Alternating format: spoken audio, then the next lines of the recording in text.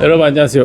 제주도 동네업자입니다. 저는 지금 캐나다 패시브하우스 과정을 교육받고 있는데요. 한국에 패시브하우스 협회가 있는데도 제가 왜 굳이 캐나다 패시브하우스 협회 인증을 받으려고 하는지 그 이유가 있습니다. 제가 이제 목조주택 공사를 주로 많이 하잖아요. 그래서 제가 유럽이나 북미의 패시브 협회를 좀 많이 서칭을 해봤거든요. 근데 캐나다 패시브 협회가 이 목조로 패시브를 구현하는 데 있어서는 거의 베스트, 최고이지 않나. 이 목조주택을 패시브로 구현하는데 좀 많은 도움이 되겠다, 그런 생각이 들었습니다. 캐나다 자체가 원래 목조주택을 주로 많이 짓기 때문에 캐나다 패시브 협회도 이 목조주택에 대해서 굉장히 많은 데이터와 경험, 이런 기술이 축적이 돼 있더라고요. 그런 걸 좀 제가 습득을 하면 여러분들한테도 도움이 되고 저 개인적인 발전에도 도움이 될 것 같습니다. 패시브 교육을 받겠다고 말씀을 드리면 또 몇몇 분들은 그렇게 말씀을 하실 것 같아요. 뭐 저번 영상에 제로 에너지 하우스 얘기하면서 패시브 하우스 그렇게 까더니 결국은 너도 패시브냐, 그렇게 말씀하시는 분들이 있겠죠. 제 생각은 변함이 없습니다. 한국에서 여러분들이 쉽게 접할 수 있는 우리 패시브 하우스 지었다고 말하는 그런 업체들의 패시브 하우스를 짓느니 그냥 제로 에너지 하우스 짓는 게 여러분들께 더 큰 이득이 있는 거죠.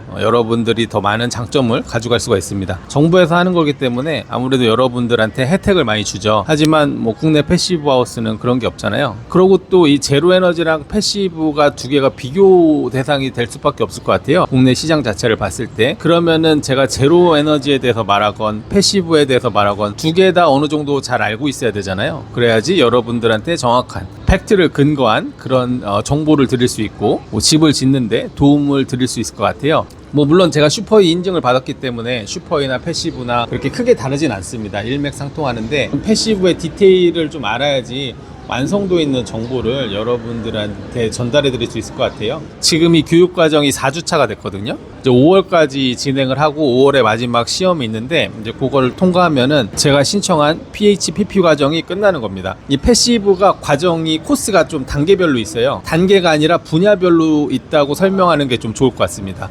여러 가지 코스가 있는데 코스를 단계적으로 위로 올라가는 게 아니라 분야별로 특성화된 코스가 있거든요. 근데 이게 분야별이지만 또 깊이도 좀 틀립니다. 여러분들이 쉽게 접할 수 있는, 여러분들이 패시브를 짓기 위해서 시공업체를 만나든지 뭐 상담을 하든지 많은 이 SNS를 통해서 접할 수 있는 패시브는 트레이드 펄슨을 갖고 있을 거예요. 트레이드 펄슨은 뭐냐면 이제 시공 과정에 대해서 이제 공부를 하는 거죠. 그래 트레이드 펄슨 같은 경우는 깊이가 그렇게 깊진 않아요. 이 시공 과정 한 분야에 대해서만 공부를 하는 거기 때문에 그거보다 조금 양이 많고 조금 더 깊게 들어가고 패시브를 구성하는 그런 능력을 갖추는 게 디자인 앤 컨설턴트 과정인데 저는 어차피 뭐 트레이드 펄슨 과정은 제가 전에 슈퍼이 과정을 밟았기 때문에 많이 다른 점이 없어서 뭐 디자인 컨설턴트 과정을 받고 있고 그게 끝나면 다시 또 한번 이제 트레이드 펄슨 과정을 진행하려고 계획 중입니다. 그래서 이게 한국 패시브랑 비교를 하면 이게 맞을지 모르겠지만 시공 과정이 글로벌로 봤을 때는 트레이드 펄슨과 맞는 거고 그 다음에 설계 과정이 있더라고요. 한국 패시브 협회.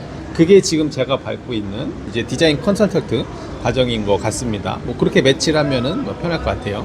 지금 이제 4주차 됐는데요. 시차 때문에 좀 많이 힘들죠. 걔네 낮 시간에 이제 한국은 밤이니까. 그래도 또 이 가슴이 두근두근 되는, 약간 이 긴장하게 만드는, 뭔가 도전할 때 그런 짜릿함이 있잖아요. 그래서 제가 이 과정을 밟다 보니까 여러분들한테 알려줘도 좋은 내용이 굉장히 많더라고요. 일단 양이 굉장히 방대하기 때문에 여러분들이 이걸 다 알 필요는 없을 것 같아요. 근데 여러분들이 패시브 하우스를 짓고 싶고 이걸 알고 싶다면 이 정도 내용은 좀 알아야지 어디 가서 상담을 하거나 패시브를 얘기할 때 이 상대방이 여러분들을 우습게 보지 않을 것 같습니다. 그래서 제가 좋은 내용을 추려서 간간히 유튜브로 여러분들께 말씀드리겠습니다.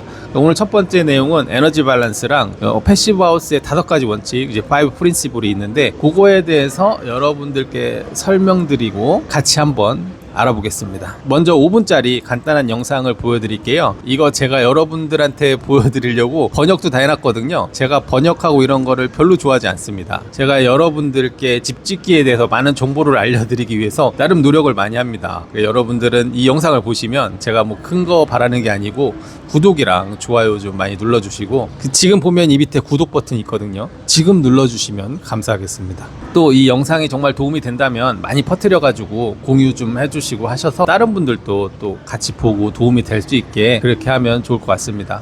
먼저 이 에너지 밸런스에 대해서 5분짜리 간단한 영상을 좀 볼게요. Hi, my name is Evelyn Bouchard from Tandem Architecture, and today we're going to be talking about energy balance.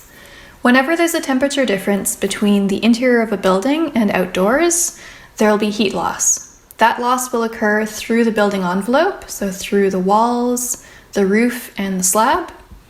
It'll also happen through thermal bridges, which are any kind of localized breaches in the insulation, through the windows, and any air leakage occurring through the envelope. And lastly, through the ventilation system. So our ventilation system's job is to bring fresh air in and pull stale air out of the building. But that means we're bringing warm air outdoors, so we're having heat loss. So in order to maintain our stable interior temperature, our losses and gains have to be equal. And so that means that we need to build up the gain side of our equation. We will have solar gains attributed to the windows. We will have interior heat gains, which are any heat gains associated with the human beings in the building. They all give off heat, and any waste heat from equipment, so building equipment, appliances, and lighting. And the rest of the gains will be balanced out by the heating system. So the heating system's job is just to compensate for that difference between losses and gains. So if we want to make a really efficient building, we're going to try to shrink down that portion that is attributed to the heating gains as much as possible, to the heating side of the gains as much as possible. So two big strategies there. We can increase the passive gains, and this is mostly going to be solar gains, to try to shrink the portion that's attributed to the heating system. And where most of our work as passive house designers happens is in shrinking the losses. So we're going to go into each of those categories and try to optimize it to reduce the overall height of the losses column so that our heating system doesn't have to work so hard and deliver so much energy. There's actually a formula to calculate that heating demand, so I'm writing that here quickly. We go into that in more detail in the courses that I teach at Passive House Canada, so if you want to learn more, feel free to sign up for a course there. And so there are a number of things we can do to improve our building performance. The first is to add insulation. So we're going to reduce our losses through the walls, roof, and slab by improving the insulation value and by making sure that our envelope's very airtight.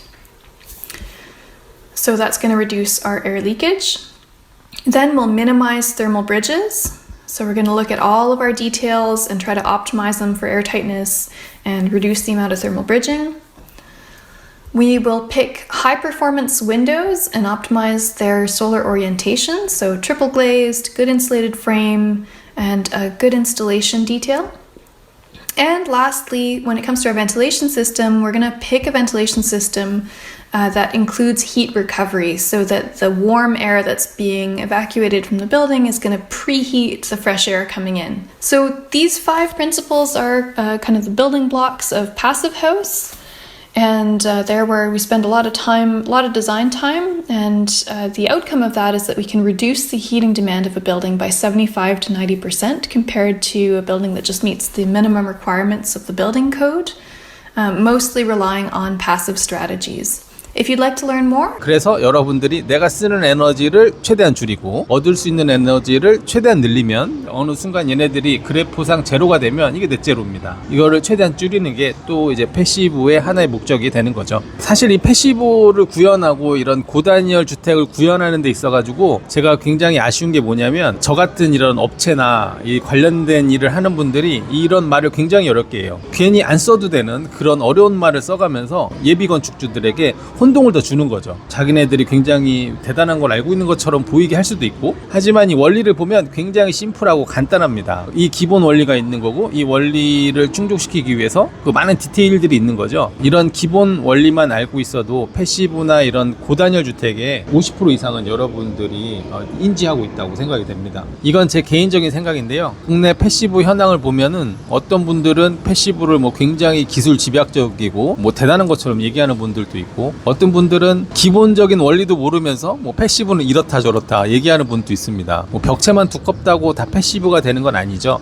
이 에너지 밸런스는 내가 얻는 것과 쓰는 거에 대해서 이 밸런스를 최대한 제로에 맞추는 게 핵심 포인트라고 보면 될 것 같습니다. 두 번째로는 이제 패시브 하우스의 5가지 원칙을 한번 같이 볼게요. 이게 이제 패시브의 5가지 원칙입니다. 보면은 되게 심플하고 간단하잖아요. 1번은 이제 슈퍼 인슐레이션, 그러니까 고단열 주택을 위해서 고단열재를 사용해야 된다. 근데 이 슈퍼 인슐레이션을 구성하기 위해서는 뭐 여러 가지 조건이 있는데 중단열로만은 부족하겠죠. 벽체에 들어가는 단열재로만은 부족하잖아요. 가장 효율적인 단열은 외부에 하는 단열이거든요. 또 이 외단열재는 여러 종류가 있는데 사실 이 외단열하는 게 그렇게 비싸지가 않습니다. 여러분들이 충분히 할 만한 시공 디테일이라고 생각이 돼요. 두 번째로 이제 에어타이트 컨스트럭션이 있는데 이건 이제 기밀입니다. 이제 빌딩 인발롭이라 그래가지고 모든 빌딩을 다 싸버리는, 우리가 비닐백 같은 거 지퍼백 보면은 바람이 안 통하잖아요. 그렇게 만들어야 된다는 의미죠. 이 작업이 별거 아닌 것 같지만 굉장히 중요하거든요. 근데 또 이게 돈이 많이 들어가는 작업도 아니에요. 여러분들이 조금만 공정별로 뭐 하루 정도 외부에 하우스랩 하고 하루 정도 기밀 작업을 더 해주고, 지붕 덮기 전에 뭐 좀 더 기밀 작업을 해주고, 좀 배관 같은데 이제 기밀 작업을 해주고, 또 내부에 합판이나 석고하기 전에 한 번 더 기밀 작업을 해주고, 공정마다 기밀에 대한 그 포인트를 쏙쏙 집어넣어야 되는, 조금 신경을 써야 되는 그런 작업이라고 볼 수 있습니다. 그 다음에 이제 서멀 브릿지 프리라고 돼 있는데, 이건 뭐냐면은 우리가 집의 구성을 봤을 때 단열재가 끊어지는 공간이 있을 거잖아요. 그러니까 여러분들이 뭐 나 테라스 하고 싶어, 1층과 2층의 벽체가 테라스로 끊어지게 되는,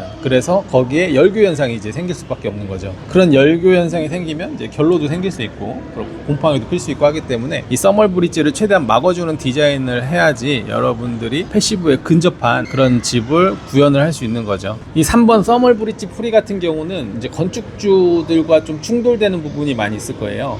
우리가 이제 집을 짓는데 무조건 기능만 보고 짓진 않잖아요. 좀 내가 좋아하는 집을 져야 되기 때문에 난 이런 거 하고 싶은데 이게 그 서멀 브릿지 프리와 충돌되는 그런 부분이 꽤 많이 있을 거라고 생각이 됩니다. 이거는 여러분들이 양보하는 마음을 좀 갖고 있던지, 아니면은 뭐 저 같은 시공업체와 잘 협상을 해가지고, 그래서 이 서멀 브릿지 프리를 최대한 구현을 하는 게 패시브에 근접한 집이다 라고 보시면 될 것 같습니다. 그 다음 이제 4번이 High Quality Window with Optimized Solar 오리엔테이션이라고 되어 있는데, 이거는 뭐 다 아시잖아요. 좋은 창을 써야지 그 창에서 외기가 안 들어오는. 근데 우리나라에서 뭐 삼중유리 독일식 창들을 보면은 곳곳이 좀 문제가 있는 것 같아요. 그래서 이거는 솔직히 말씀드리면 시공업체에서 뭔가를 할 수 있는 파트가 아닙니다. 이거를 정말 이렇게 패시브에 근접한 창을 쓰기 위해서는 창호업체 스스로 바뀌어야 돼요. 창호업체들도 뭐 삼중유리고 뭐 단열이 좋다, 패시브에 쓸 수 있는 창이다 하는데, 이런 가스켓 같은 게 다 싱글로 돼 있거든요. 그래서 보면 뭐 2중 가스켓, 3중 가스켓 그렇게 돼야지 이 기밀도 잡아주고, 창호는 창호 성능도 중요하지만 이 시공할 때 굉장히 잘해줘야 됩니다.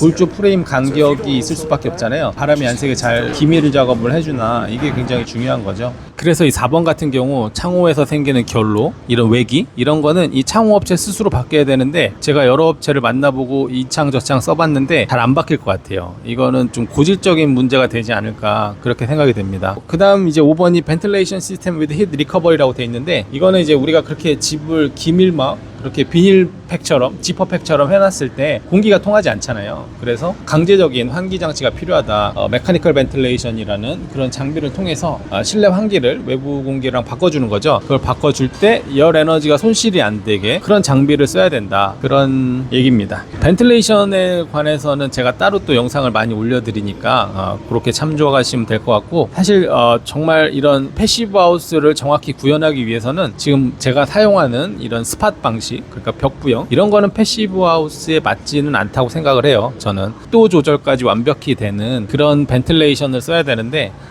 이게 문제인 거죠. 그래서 최대한 기밀을 잘하고 스팟 벤틸레이션을 써도 우리가 뭐 생활하는데 크게 보지는 않은 뭐 이런 패시브의 스탠다드에 어느 정도 가깝게 갈 수는 있을 거다라고 생각이 됩니다. 왜 그러냐면은 이 표준을 맞추는 게 중요한데, 캐나다나 좀 미국의 추운 지역 같은데 이제 물론 걔네들은 이제 콜드에어리아니까 이 스팟 방식의 벤틸레이션으로도 패시브 구현을 많이 합니다. 그래서 이 5가지 방법이 있는데, 여러분들 생각에는 어디가 돈이 제일 많이 들어갈 것 같나요? 제 생각에는 금액적으로 봤을 때는 4번 창문이 돈이 제일 많이 들어가죠. 그러니까 나머지 1번, 2번, 3번, 5번 같은 경우는 그 정도 돈이 안 나옵니다. 그런 거를 계산했을 때 우리나라 패시브 금액은 제가 듣기로는 뭐 평당 1,500짜리 패시브도 있다고 하는데 한번 계산기를 다시 두드려 봐야 되는, 그래야 되지 않나, 뭐 개인적으로는 그렇게 생각을 합니다. 특히 이제 3번 서멀 브릿지 프리 같은 경우는 돈이 들어가는 부분이 아니기 때문에 여러분들이 집 구성을 하는 데 있어서 조금 양보만 해주면 충분히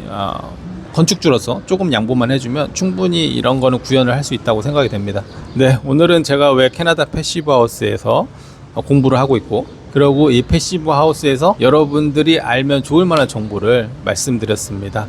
오늘 제가 준비한 영상은 여기까지고요. 다음에 또 이 교육은 계속 진행이 되니까 좋은 내용을 제가 유튜브로 많이 여러분들께 말씀드리겠습니다. 그럼 다음에 더 좋은 영상으로 인사드리겠습니다. 감사합니다.